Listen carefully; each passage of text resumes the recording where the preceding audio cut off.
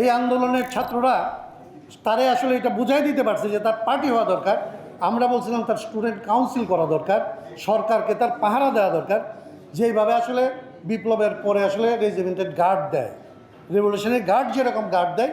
আমরা বলছিলাম 11 তারিখে যে স্টুডেন্টদেরকে কোনো পার্টি না হয়ে সকল পার্টির স্টুডেন্টদের স্টুডেন্ট কাউন্সিল করে এই সরকারকে পাহারা দেওয়া দরকার, যাতে সরকার এই অভ্যুত্থানের আকাঙ্ক্ষার বাইরে আর না যাইতে পারে। তো তাদেরকে বোঝাইছে তোমাদের দল করতে হবে, দল করতে হলে টাকা লাগবে, তোমাদের নির্বাচনে এই যে আমাদের মঞ্জু যেটা বলছে, যখন আপনাকে বোঝানো গেছে যে আপনার নির্বাচন করতে হবে, তখন বোঝানো গেছে যে তোমার গাড়ি বহর লাগবে, তখন বোঝানো গেছে যে তোমার টাকা লাগবে।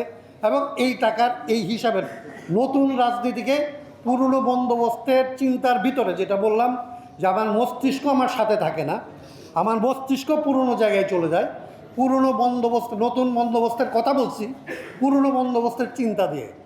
এবং এই যে করছি, এই কারণে আজকে আমাদের অনেকটাই হাতছাড়া, কিন্তু আমার হাতছাড়া হয়ে গেছে রাজনীতিবিদের, তো এটা বলে বসে থাকার কোনো পথ থাকে না।